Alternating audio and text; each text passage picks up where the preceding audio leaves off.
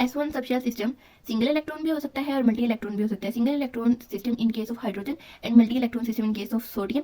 Sodium में 11 electron होते हैं और जो हमारा लास्ट इलेक्ट्रॉन होता है सोडियम में वो S सबशेल में होता है। तो उसके लिए जो माइक्रोस्टेट्स आएंगी वो इस तरह से, एक अपवर्ड स्पिन के साथ एक डाउनवर्ड स्पिन के साथ। तो हमने उसके लिए ml वैल्यू और ms वैल्यू दोनों लिख ली है। S सबशेल का सिर्फ 0 होता है ऑर्बिटल, तो इसलिए 0 और यहाँ पे प्लस स्पिन और माइनस स्पिन के साथ।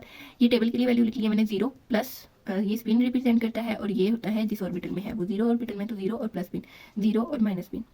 इस तरह से मैंने ये वैल्यू लिख ली है, दो वैल्यूज थी दोनों की दोनों। और फिर इसकी ms वैल्यू और ml वैल्यू को टेबल में इस तरह से लिखते हैं, 0 रो में और ये कॉलम 1/2 और -1/2 कॉलम में आएंगी। इस तरह से इसका टेबल रिप्रेजेंट करते हैं। इसकी L वैल्यू 0 होती है और S वैल्यू 2 होती है। डबलेट S इसका टर्म सिंबल होगा। S2 में 2 इलेक्ट्रॉन होते हैं, ठीक है। उसके लिए ये वाली माइक्रोस्टेट आएगी पेयर अप, एक ऊपर स्पिन एक नीचे स्पिन होगी, पॉजिटिव नेगेटिव, और इस तरह से इसका जो टर्म सिंबल होगा वो ऐसे ड्राइव होगा, L = 0, S = 1 और सिंगलेट S को अगर हम टेबल में रिप्रेजेंट करें तो MS वैल्यू भी 0, ML वैल्यू भी 0 और ये जो है वैल्यू इसकी जो हम टेबल के लिए यूज़ करते हैं। और ये कैसे आएगी, ये जिस और एक इलेक्ट्रॉन जिस ऑर्बिटल में, ऑर्बिटल इसका 0 है और प्लस स्पिन के साथ, दूसरा इलेक्ट्रॉन भी 0 ऑर्बिटल में और माइनस स्पिन के साथ। तो इस तरह से इसे हम लिख लेंगे दोनों इलेक्ट्रॉन्स के लिए।